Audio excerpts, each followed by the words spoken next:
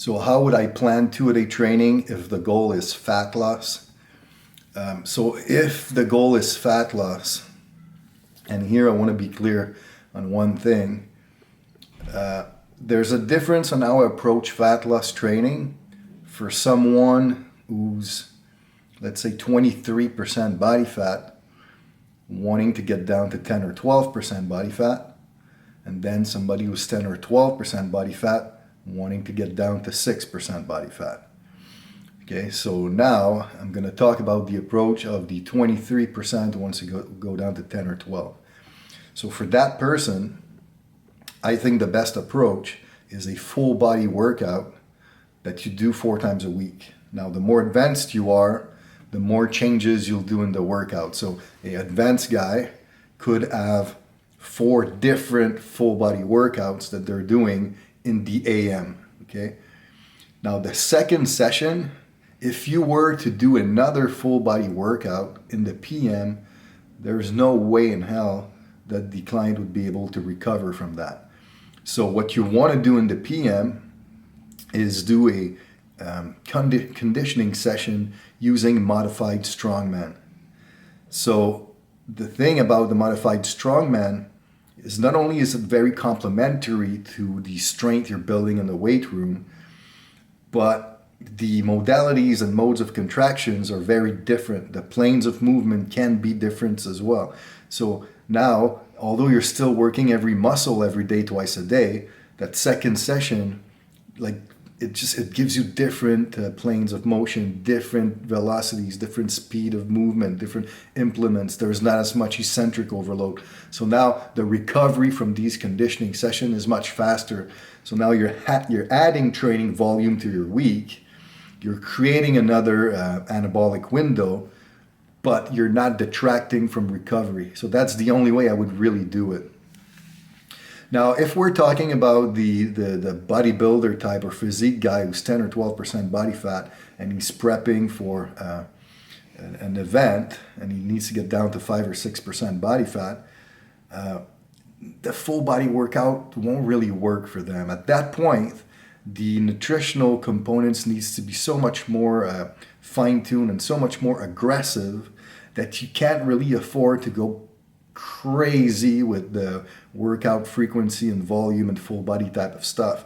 So at this point, I would use more of a split routine. But if you were to do 2 a day, I would simply do the lower rep workout in the AM. So when you're trying to maintain the strength that you have, you're trying to maintain the nervous system engaged, and then in the PM, you either do like higher reps or like a little bit more advanced methods like maybe post-exhaustion or agonist superset. You don't necessarily need to go too crazy like with giant sets and stuff at that point, unless you get to a point where you're going for the deplete. But this is a very short window, so that wouldn't be necessarily an entire phase of training. So yeah, this is how I would do it. Is overall training volume something that I track from block to block? Not really. I like to track the tonnage just for fun from block to block, just because it's a fun value to look at. But I don't really consider it for planning because it's a little bit irrelevant. And what I mean by this is, let's say that you're doing a lower body session. Let's say it's intensification 1, you're doing a lower body session, and your C exercise, your C1, is a dumbbell step up. And you're using like 40-pound dumbbells. And you're doing 12 reps. Now the problem is, once you enter your data, so you're going to enter 40 pounds, because that's the dumbbell you use, you're going to enter 12 reps. So that's a 480-pound total tonnage for that one set. Now, if accumulation 2, the phase after, now your C1 exercise, you decide to prescribe leg press for sets of 20. But now the problem is you might be using like 360 pounds or 400 pounds or whatever it might be for your 20 reps. But now the tonnage is drastically higher. Now it's like at 800, right? So, but the problem is, were the 20 reps of leg press that much more demanding than the 10 reps of step ups? I mean, not really. The step up is technically a much harder exercise. You have to engage a bunch of muscles, stabilize a bunch of muscles. The brain is really engaged.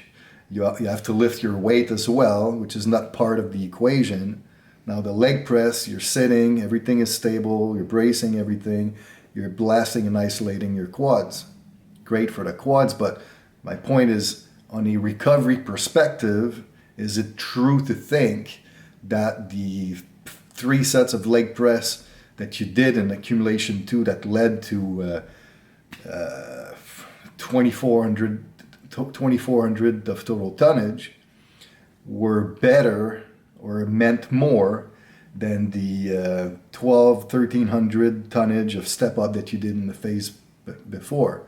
And not really. It's hard to gauge that, right? So to me, it's the same thing if you're doing wrist extension at the end of a workout. Like whatever that volume is on a recovery perspective does not equal sets of tricep extension. So to me, it's not a very accurate value in terms of planning. It's fun to see. Like I track it just to see, but it has no real value. So for knee flexion work, how do you determine which foot orientation and or machine to choose? So first of all, foot orientation. So depending on if you're turning the toes in, neutral, or outwards, it's going to recruit a different muscle of the hamstring structure.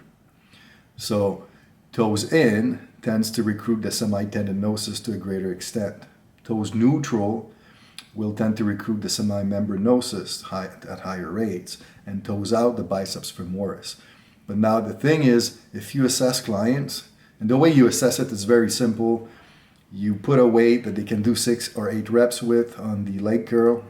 You don't give them any cues about foot position, and you just tell them to reach to do their set of 6 or 8 with a 6 or 8 RM, and then look at what happens on the last 2 or 3 reps. When it starts to become harder, what's going to happen is the client will tend to position their feet in a way that they're going to recruit the stronger head of their hamstring. And most people, they're going to turn their feet out to get the bicep femoris, which is a stronger, bigger muscle. So if they put their toes out to lift the last few reps, then you as a coach, what you can do now is prescribe feet in, try to balance out the strength discrepancy. So that's one way you can do the foot position. Once they're balanced, I tend to keep them neutral. Plantar flex, dorsiflex. So this is, are you pointing the toes? That's plantar flex. Or are you bringing the toes towards your shin? That's dorsiflex. If you want to truly isolate the hamstring, so let's say in the general preparation phase of training, for example, then you would do the feet plantar flex, because by plantar flexing the foot, you're taking the gastroc out of the knee flexion component, and more stress now comes onto the hamstring. If you're moving on to more SPP, and you still want to work leg curls at that point, then you would go dorsiflex, which engages the gastroc on top of it, so it's going to allow you to use more load. So that's one way you can look at it. Now, in terms of which machine to choose, I mean, like at the gym at Kilo, so we have a standing, a kneeling, and a lying. So we have like 3 versions. The only one we don't have is the seated. But what I like to do is I like to start standing, then you move on to lying, and then you could do a lying like with a unilateral version at that point, or the 2-1 leg curl, where you lift with 2 legs, go down with 1, where you're overloading eccentrically one hamstring. And then you would move on to the kneeling leg curl, and then finish with a lying leg curl, bilateral with more load potential. So now what happens is you're going from torso straight to the femur, to a lying leg curl where there's a slight pre-stretch because of the position of the bench, now to a bigger stretch with the kneeling, coming back to the lying leg curl. So we're basically spreading the stress of our knee flexors around 3 torso to femur position. So working the hamstring at different pre-stretches, which recruits different motor unit pulls each and every time to favor a more complete development. But I do tend to use the lying in the intensification phases simply because it allows more load, has more load potential than the standing and kneeling leg curl. Can I explain the 90-degree principle? So the 90-degree principle, so the story behind it, like you have to go back to, that was about 2009. And I was looking at the data of my clients, my athletes, and I always like to look at data and find trends on the best performers. Like, what did I do with their workouts that made these guys the best performers on a repeated basis? And what I've noticed is every time that the training structure, so the microcycle, the training week, had as primary exercises one that, for an example, let's say that the first upper body session was the overhead press. The second upper body session in the week was bench press. There was better results than programs where you had, let's say, overhead press and incline press, or overhead press and dip. So now I'm like, when I saw that, I'm like, wow, wait a sec. So every time there's a 90-degree difference in pressing angles within the week, there's better results. So that's what I call the 90-degree principle. So you're doing the overhead press. What's the 90 degree of the overhead? It's the flat press. You're doing the incline. What's 90 degree to the incline? The dip. And what happens is, because pressing strength is very angle dependent. Somebody who always benches, and let's say that's all they do, bench, bench, bench, bench, bench all the time, if you look at their overhead press, it's going to be extremely weak compared to their bench. Because yes, they're pressing all the time, but they're never training the overhead angle.